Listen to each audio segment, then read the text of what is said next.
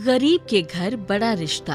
अनुज शहर के एक बड़े व्यापारी का बेटा था। वो कॉलेज में पढ़ता था। उसका कॉलेज में आखिरी साल चल रहा था। एक दिन कॉलेज में, विवेक, आज तुमने आरती को देखा है क्या? हाँ, मैं जब सुबह आ रहा था तब मैंने उसे लाइब्रेरी की तरफ जाते देखा था।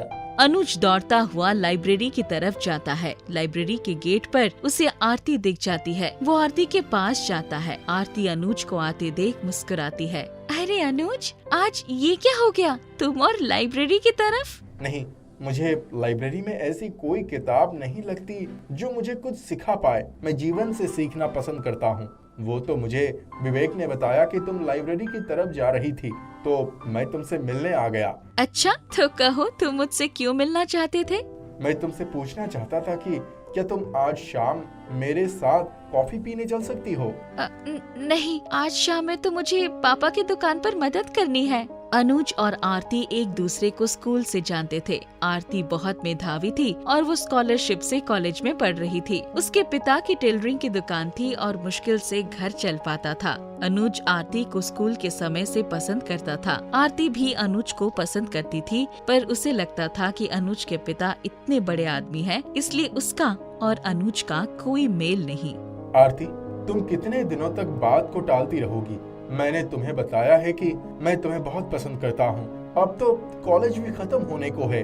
मुझे लगता है मुझे अपने पिता से तुम्हारे बारे में बात करनी चाहिए। मैं ये बात जानती हूँ और मैं भी तुम्हें पसंद करती हूँ, पर मेरे पिता की हैसियत तुम्हारी जितनी नहीं है। अनुज के पिता पैसे को ही सब कुछ मानते थे। वो चाहते थे कि अनुज उनका व्यापार संभाले और उनके दोस्त की बेटी से शादी करे। अनुज घर पहुंचकर अपने पिता के कमरे में जाता है।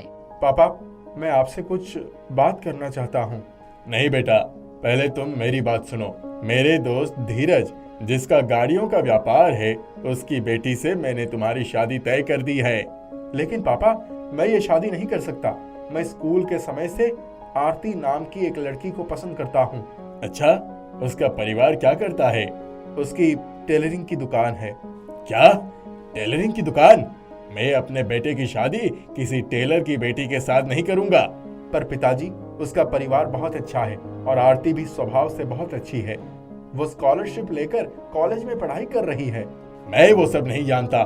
मैंने धीरज को जवाब दे दिया है और इस शादी से हमारे व्यापार में बहुत मुनाफा होने वाला है। इतना कहकर अनुज के पिता कमरे से बाहर चले जाते हैं। अनुज बहुत दुखी हो जाता है। अनुज के पिता एक दिन बाजार में कुछ खरीदने जाते हैं। खरीदारी के दौरान उनका पर्स वहीं गिर जाता है। आरती वहीं मौजूद होती है। वो देखती है कि उनका पर्स वहीं गिर गया है। अरे, इन अंकल का पर्स तो यहीं गिर गया। और वो अंकल कहाँ चले गए? इसमें तो बहुत सारे पैसे हैं। आरती को पर्स में आधार कार्ड मिलता है। वो उस पर एड्रेस देकर अनुज के पिता के घर पहुंच जाती है। इधर घर आकर जब अनुज के पिता को पता चलता है कि उनका पर्स कहीं गिर गया है, तब वो बहुत बेचैन हो जाते हैं। अरे, मेरा पर्स कहाँ चला गया? मैंने पॉकेट में ही तो रखा था। उसमें तो बहुत सारे पैसे और मेरा क्रेडिट कार्ड, डेबिट कार्ड सब कुछ था। अगर किसी गलत इंसान के हाथ लग गया तो वो मुझे लूट लेगा। पिताजी, आप चिंता मत करिए। अभी मैं पुलिस थाने में कंप्लेन करके आता हूँ। अनुज जैसे ही घर से बाहर निकल रहा होता है, तभी घर की घंटी बजती है। अनुज जब गेट खोलकर देखता है तो आरती को वहाँ खड़ा देखकर चौंक उठता है। अरे आरती, तुम यहाँ कैसे? मैं नहीं जानती थी कि ये तुम्हारा घर है। मैं जब मार्केट गई थी तो मैंने देखा कि अंकल का पर्स गिर गया था। आधार कार्ड पर एड्रेस लिखा था, तो मैं उसी को देखकर यहाँ पहुँची। मुझे लगा अंकल परेशान हो रहे होंगे। हाँ, मैं अभी उसी सिलसिले में पुलिस थाने जा रहा था। अनुज के पिता को जब आरती पर्स लौटाती है, तब उन्हें बहुत आश्चर्य होता है कि इसमें तो सारे पैसे भी हैं। उन्हें एहसास होता है कि ये लड़की तो बहुत ईमानदार है। खुश रहो बेटी, तुम्हारी ईमानदारी ने तो मेरा दिल जीत लिया। नहीं अंकल, ये तो मेरा फर्ज था। मेरे पिताजी ने हमेशा मुझे ईमानदारी का पाठ पढ़ाया है और ये सिखाया है कि कभी भी दूसरों के पैसे से अपना कोई काम नहीं करना चाहिए। बहुत भले विचार है तुम्हारे पिताजी के। उन्होंने अपनी बेटी को बहुत अच्छी शिक्षा दी है।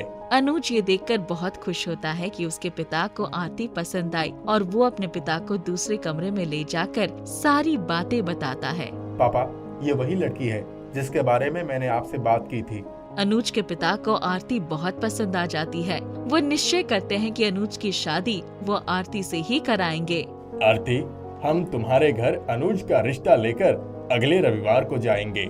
ये सुनकर आरती को खुशी होती है। वो घर जाकर अपने पिता को सारी बात बताती है।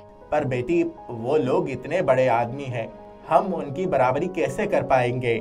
पिताजी, आप चिंता मत करिए। हम भले ही पैसों से गरीब हो, पर आपने जो जो ईमानदारी का पाठ पढ़ाया है वो पैसों से ज्यादा है।